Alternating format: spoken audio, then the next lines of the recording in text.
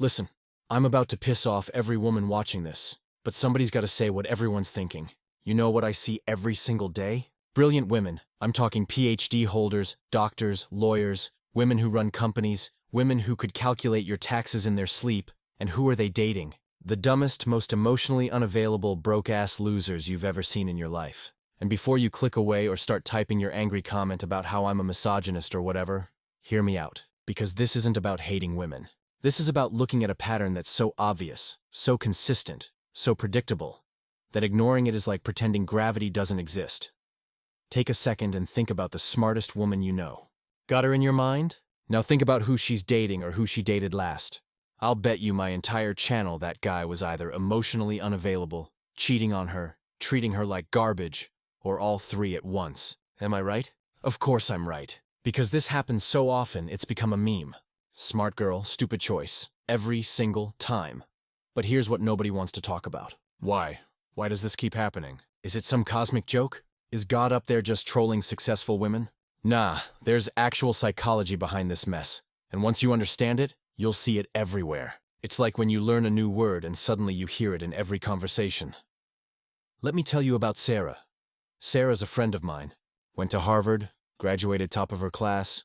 Now she's pulling in $200K a year as a corporate attorney. This woman can argue a case that would make Supreme Court justices weep. She's articulate. She's gorgeous. She's got her life together. Last year, she introduced me to her boyfriend. This dude, I kid you not, couldn't tell you what a 401k was if his life depended on it. He worked part-time at a vape shop, drove her car because his got repossessed, and his idea of a deep conversation was arguing about whether Batman could beat Superman. I pulled her aside at dinner. "Sarah, what are you doing?" She got defensive real quick. "He's different," she said. "He makes me feel alive." 6 months later, she's crying on my couch because he cheated on her with a girl he met on TikTok. Spent $3,000 of Sarah's money on this other chick before Sarah even found out. And you know what the crazy part is? She's already talking about giving him another chance. This is a woman who graduated from Harvard. Let that sink in, but Sarah's not unique. This is the rule, not the exception. And if you're a woman watching this getting mad, good, get mad. Because maybe that anger will make you look in the mirror and ask yourself why you keep making the same stupid choices with men while expecting different results. That's the definition of insanity, by the way. Here's the first thing you need to understand. Intelligence and emotional intelligence are not the same thing. Not even close. You can be smart enough to perform brain surgery, but dumb enough to date a guy who's performed brain surgery on himself, with a bottle of Jack Daniels and bad decisions. Being book smart doesn't mean you're people smart. And most women, especially successful ones, never develop that skill because they were too busy achieving. Think about it. The girl who spent her entire teens and 20s studying, building her career, focusing on success. When did she learn how to spot red flags? When did she develop the ability to see through bullshit? She didn't. She was in the library while other girls were getting their hearts broken by losers and learning valuable lessons. So now she's 30, successful, and has the dating experience of a 16-year-old. She's got a PhD but can't spot a fuckboy if he's wearing a sign that says, "I'm a fuckboy." The second thing, and this is huge, successful women are problem solvers by nature. You don't become a doctor or a lawyer or a CEO without the belief that you can fix things, that you can make things better through effort and intelligence. So when they meet a broken man, and trust me, they're attracted to broken men like moths to a flame. They don't see a lost cause. They see a project. They see potential. He just needs the right woman. He's had a hard life. He needs someone who understands him. I can help him get his life together. I've heard these lines so many times I could write a book. Hell, maybe I will. Chapter 1. How your savior complex is destroying your dating life. Here's what happens. She meets this guy. He's charming in a rough way. He's got this edge, this unpredictability that her boring, stable life lacks. Maybe he's an artist or a musician or he's between jobs, which is code for unemployed. He's got trauma. He's got stories. He's got this vulnerability that triggers every maternal instinct she has. And she thinks, finally someone who needs me. Someone I can help. What she doesn't realize is that she's not dating a man. She's adopting a project. And projects don't love you back. They drain you, they disappoint you, and they never turn out the way you hoped. I remember this girl I knew in college, Jessica. Brilliant girl studying neuroscience, wanted to cure Alzheimer's. She started dating this dude named Kyle. Kyle sold weed, had 2 baby mamas, lived in his mom's basement at 27, And his greatest accomplishment was once winning a Call of Duty tournament at a local GameStop. I'm not making this up. Jessica was convinced she could change him. He's actually really smart, she'd tell us. He just hasn't found his path yet. Girl. The only path that man knew was the path from his mom's basement to the liquor store. But Jessica spent 3 years trying to fix him. Paid for his online classes that he never finished. Helped him write resumes that he never sent out. Supported him emotionally while he emotionally cheated on her with 3 different women. When they finally broke up, you know what Kyle's doing now? The exact same shit he was doing when they met. Selling weed, living with his mom, playing video games. Jessica wasted 3 years and probably $20,000 on a man who had zero intention of changing. And the saddest part? She's already dating another Kyle. Different name, same disaster. But let's dig deeper. Why are successful women attracted to these men in the first place? Because here's the thing. It's not like good men don't exist. There are plenty of stable, employed, emotionally available men who would kill to date a successful woman. But those guys are invisible to her. She swipes left on them faster than she swipes her credit card at Nordstrom. The answer is actually pretty simple, but it's gonna hurt. Successful women are attracted to men who don't give a fuck about their success. Read that again. The more successful she is, the less impressed she is by men who are impressed by her success. Because deep down, and I mean deep in her evolutionary lizard brain, she doesn't want a cheerleader. She wants a man she can look up to. She wants someone who intimidates her a little bit, challenges her, makes her feel like she's not the most important person in the room. But here's the problem. When you're a high-value woman, truly high value, not Instagram high value, actually high value with money and brains and looks, there aren't many men above you. Most men are below you in status, income, education. So what does your brain do? It confuses dominance with value. It confuses emotional unavailability with strength. It confuses treating you like shit with not being impressed by you.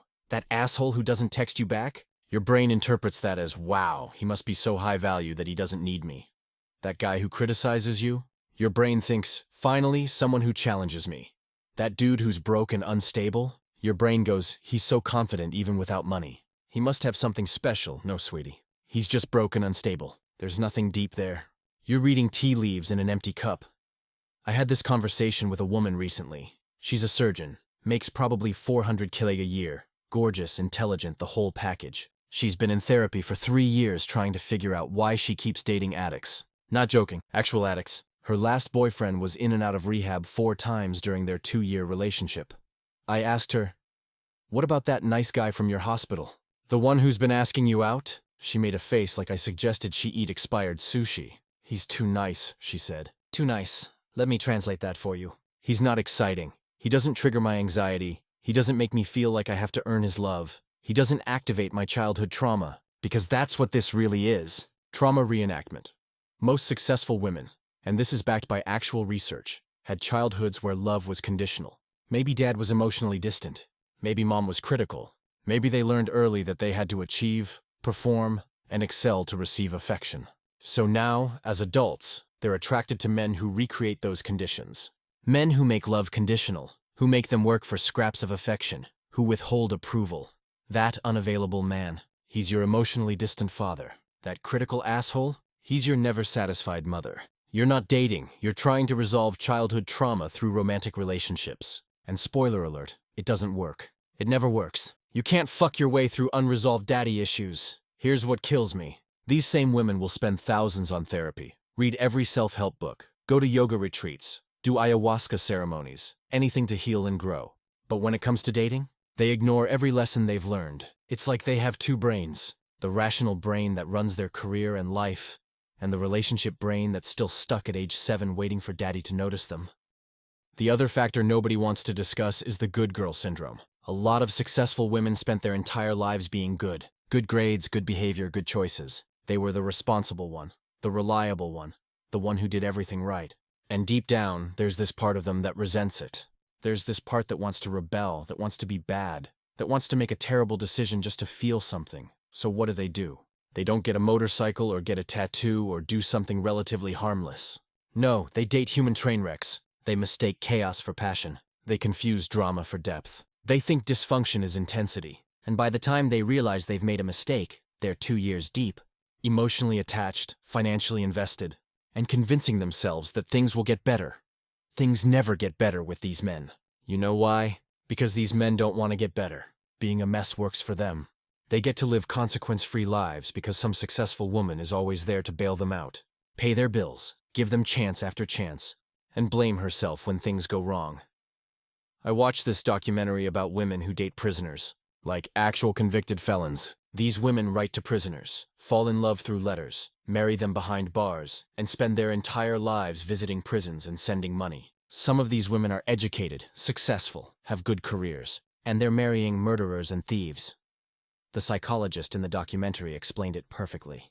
These women choose imprisoned men because it's the ultimate unavailable man. He literally cannot leave her or cheat on her or disappoint her because he's locked up.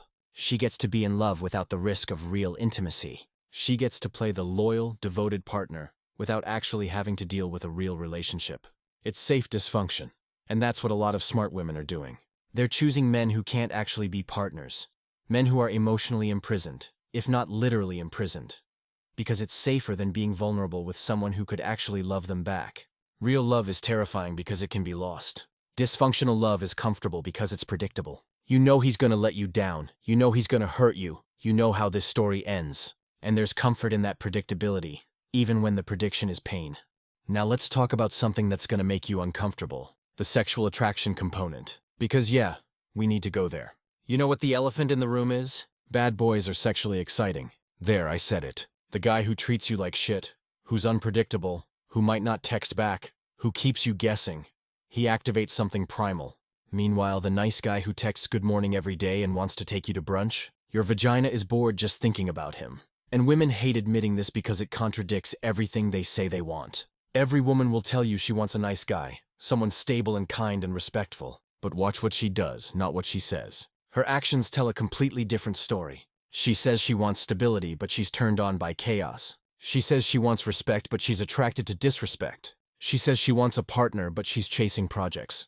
There's actual science behind this, and it's brutal. When women are ovulating, at their peak fertility, studies show they're more attracted to masculine, dominant, even aggressive men. The kind of men who, let's be honest, often turn out to be assholes. It's evolutionary biology. Your body is literally programmed to want the guy who's gonna give you the strongest offspring, not the guy who's gonna help you file your taxes on time. But here's where modern society has fucked everything up. We're not living in caves anymore. The traits that made a man attractive 10,000 years ago, aggression, dominance, risk-taking, those traits today often manifest as the dude who can't hold a job, gets into bar fights, and has 3 baby mamas. Your biology is giving you signals that made sense when we were running from saber-toothed tigers. But in 2024, those signals are leading you straight into disaster. I knew this girl. Amanda worked in finance, absolute shark in the boardroom. She could analyze market trends that would make Warren Buffett jealous. But her dating life? A complete dumpster fire. She dated this guy Marcus for 2 years. Marcus was a personal trainer, which sounds good until you learn he trained like 3 clients a week and spent the rest of his time getting high and playing poker with his boys. Amanda paid his rent, bought his groceries, covered his phone bill. Why? Because the sex was incredible. That's literally what she told me. The sex is incredible. I asked her, is incredible sex worth $2,000 a month and constant disrespect? She got quiet. Then she said something that I'll never forget. When I'm with him, I don't have to be perfect. I can just be. And there it is. The real answer. Successful women are exhausted from being perfect all the time. At work, they have to be professional, composed, strategic, flawless. With family, they're the responsible one, the one who has her shit together. With friends, they're the successful one everyone looks up to. It's exhausting. So when they meet a man who's a mess, who's chaotic, who doesn't have his life together, there's this weird relief. Finally, someone who's more of a disaster than I feel inside. Because here's the secret successful women don't want to admit. Behind the corner office and the designer clothes and the impressive resume, most of them feel like imposters. They feel like they're one mistake away from everyone discovering they don't have it all together. It's called imposter syndrome, and it's rampant among high-achieving women. So when they date a loser, they get to be the competent one, the put-together one, the adult in the relationship. It temporarily relieves their own anxiety about not being good enough. But you know what happens? They're so busy managing this grown man-child that they never have to face their own issues. It's displacement. It's easier to fix him than to fix yourself. It's easier to focus on his addiction than to deal with your workaholism. It's easier to worry about his financial irresponsibility than to address why you tie your self-worth to your bank account. Let me tell you about the worst case I've ever seen. Her name was Dr. Michelle Chen. And yes, the doctor part is important because this woman had MD after her name. She was a pediatrician, spent her days literally saving children's lives. At night, she went home to a boyfriend who dealt drugs. Not like weed either. Real drugs. The kind that ruin lives. She knew what he did. She wasn't naive, but she convinced herself he was going to quit. For 3 years, she convinced herself. During those 3 years, police raided their apartment twice. He got arrested once. She bailed him out. Her colleagues started asking questions when they saw the company she kept. Her reputation was taking hits. And still, she stayed. You know what finally made her leave? He stole prescription pads from her office to write fake scripts. He was willing to destroy her career, her medical license, everything she'd worked for, just to make some quick money. And even then, even after that, she almost took him back when he cried and apologized. It took her friends literally staging an intervention to snap her out of it. When I talked to her months later, after therapy and a lot of self-reflection, you know what she said? I think part of me wanted to fail. I was so tired of being perfect, of having everyone's expectations on me. Dating him was the closest I could get to self-destruction without actually destroying myself. That's the dark truth nobody talks about. For some successful women, dating losers is a form of self-harm. It's socially acceptable self-destruction. Nobody questions it the way they would if you started drinking heavily or doing drugs. They just think you have bad taste in men. They don't realize you're punishing yourself. And the thing about self-punishment is that it feels right. It feels deserved. Somewhere deep down, you believe you deserve to be treated badly. Maybe it's because your father was critical. Maybe it's because your mother compared you to others. Maybe it's because you internalize the message that being successful as a woman makes you threatening, undesirable, too much. So you date men who confirm your worst fears about yourself. Men who make you feel like you're too much, too successful, too intimidating. Men who cut you down to size. I see this pattern constantly. The more successful the woman, the worse her dating choices. It's like there's an inverse correlation. CEO dating a SoundCloud rapper. Lawyer dating a guy who's been fired from 6 jobs this year. Doctor dating someone who thinks health insurance is a conspiracy. And before you say, well, men are intimidated by successful women, let me stop you right there. That's bullshit and you know it. Good men aren't intimidated by success. Weak men are. And successful women keep choosing weak men and then blaming all men for being intimidated. No, honey. You're choosing intimidated men because they're the only ones who make you feel powerful. But that power is an illusion because you're just the tallest person in a room full of children. Real power is being with someone who's your equal and choosing each other anyway. Real power is being with someone who could walk away but stays because they want to. Not because they need your money or your apartment or your emotional support. Real power is vulnerability with someone worthy of it. But vulnerability is terrifying for successful women. You know why? Because they've learned that vulnerability gets punished. Every time they showed weakness growing up, someone took advantage. Every time they asked for help, they were told to figure it out themselves. Every time they cried, they were told to toughen up. So they built walls, and those walls made them successful. But those same walls make healthy relationships impossible. Here's what I wish someone had told these women earlier. Your success is not a burden. It's not something you need to apologize for, or hide, or downplay. Any man who's intimidated by your success is telling on himself. He's revealing his own insecurity. And his insecurity is not your problem to fix. But you keep trying to fix it. You keep making yourself smaller, earning less visible, less threatening. You date down, way down, thinking that'll solve the problem. And it doesn't. Because men who need you to be smaller to feel big will never be satisfied. You could become a waitress and he'd complain you make more in tips than he deserves. You could quit your job and he'd resent you for not contributing financially. You can't win with these men because the problem isn't your success. The problem is their failure, and that's not yours to solve. I met this woman at a conference, brilliant software engineer.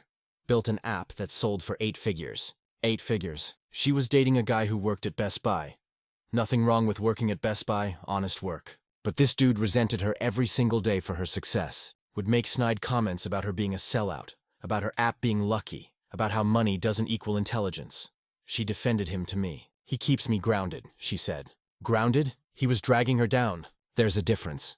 Grounded means someone who keeps you humble and real. Dragging down means someone who makes you feel guilty for succeeding. And she couldn't see the difference because she'd been conditioned to believe that her success was something to feel guilty about. This is what the patriarchy actually looks like, by the way. Not men opening doors or offering to pay for dinner. The real patriarchy is the voice in successful women's heads telling them they're too much, too ambitious, too successful, too intimidating. It's the internalized message that to be lovable, they need to be less. And that message is so deeply embedded that they seek out men who confirm it. You want to know something crazy? Studies show that successful women are more likely to stay in abusive relationships than less successful women. Why? Because they think they can handle it. They think their intelligence and resources make them equipped to deal with it. They think they can outsmart abuse. But you can't outsmart abuse. Abuse isn't a logic problem to be solved. It's a dynamic to be escaped, and these men, these losers, they're not stupid. They might be unemployed and irresponsible, but they're not stupid about manipulation. They know exactly what they're doing. They know they found a woman who'll tolerate their bullshit because she thinks she can fix them. They know they hit the jackpot. A beautiful, successful, intelligent woman who pays their bills and blames herself when things go wrong? That's the dream for these dudes. I've talked to some of these men, off the record, and you know what they say? They laugh about it. They literally laugh about how easy it is. She's so smart, but so dumb, one guy told me. She makes 6 figures and I haven't paid rent in a year. She keeps saying I have potential. He was laughing. Laughing at the woman who loved him. That's who you're fighting for. That's who you're giving chances to. That's who you're convinced will change if you just love him enough. A man who laughs about exploiting you behind your back. So what's the solution? Because complaining about the problem without offering solutions is just whining. And I'm not here to whine. I'm here to wake you up. The first step is brutal honesty. You need to look at your dating history and identify the pattern. Write it down. Every guy you've seriously dated, what did they have in common? And don't give me surface-level answers like they were all tall or they all had brown eyes. Go deeper. What were their emotional patterns? Their relationship with work? Their relationship with responsibility? I guarantee you'll see a pattern. Maybe they were all emotionally unavailable. Maybe they all had addiction issues. Maybe they all needed saving. Whatever the pattern is, that's your pattern. That's what you're unconsciously attracted to. And until you identify it and understand why, you'll keep repeating it like a bad song stuck on repeat. The second step is even harder. You need to grieve. Grieve the fantasy of who you thought he could be. Grieve the potential you saw in him. Grieve the relationship you wish you had but never actually did. Because here's what keeps women stuck. They're not in love with the man. They're in love with the potential. They're in love with who he could be if he just tried. If he just cared. If he just changed. But potential isn't real. It's a fairy tale you're telling yourself to justify staying in a nightmare. I've seen women waste decades on potential. He's gonna get clean. He's gonna find a job. He's gonna grow up. And maybe he will. But probably not with you. You know why? Because you enable him. You're so busy being his mother, his therapist, his ATM, and his cheerleader that he has no reason to change. Why would he? He's got it made. Real change happens when consequences happen. When he loses you and realizes what he lost. When he hits rock bottom and has no one to catch him. When he has to face himself without you as a buffer. But you keep preventing those consequences. And then you wonder why nothing changes. Here's a hard truth. You're not helping him by staying. You're hurting him. You're enabling his dysfunction. You're teaching him that he can treat people like garbage and still be loved. You're showing him that actions don't have consequences. And you're definitely hurting yourself, wasting your time, youth, money, and emotional energy on someone who isn't worthy of it. The third step is understanding what you actually need versus what your trauma wants. Your trauma wants chaos because chaos is familiar. Your trauma wants unavailable men because that's what you learned love looks like. Your trauma wants to repeat patterns because at least you know how that story ends. But what do you actually need? You need peace. You need consistency. You need someone who shows up, who follows through, who doesn't make you guess, or chase, or beg. But peace feels boring when you're addicted to chaos. Consistency feels dull when you're used to drama. Reliability seems unsexy when you've been conditioned to find excitement in instability. So you have to retrain your brain. You have to teach yourself that boring is actually beautiful, that stable is actually sexy, that a man who texts back and means what he says is more attractive than a man who keeps you guessing. This requires therapy, real therapy, not just talking to your girlfriends over wine. Professional help from someone who can identify your patterns, trace them back to their origins, and give you tools to break them. And I know therapy is expensive, but you know what else is expensive? Supporting a grown man who won't support himself. Getting your heart broken every 6 months. Wasting your fertile years on men who'll never commit. The fourth step is raising your standards. And I don't mean height and salary. I mean behavioral standards. What will you tolerate? What's an automatic deal breaker? And then, most importantly, actually enforcing those standards. Because having standards means nothing if you abandon them the moment a guy with nice arms and a sad backstory shows up. Here's what kills me. These same women have insane standards at work. They wouldn't tolerate an employee showing up late, making excuses, and underperforming. They'd fire that person immediately. But in their personal life, a man can show up late, make excuses, underperform in every way possible, and they'll give him chance after chance after chance. Where's that boss energy in your relationship? You need to treat dating like hiring. Would you hire someone who showed up to the interview late with no resume? Would you hire someone who badmouthed their previous employer? Would you hire someone who couldn't explain what value they bring? No. So why are you dating that person? The fifth step is getting comfortable with being alone. Because here's the real issue. A lot of smart women choose stupid men because they're terrified of being single. Society tells them their value decreases with age. Their biological clock is ticking.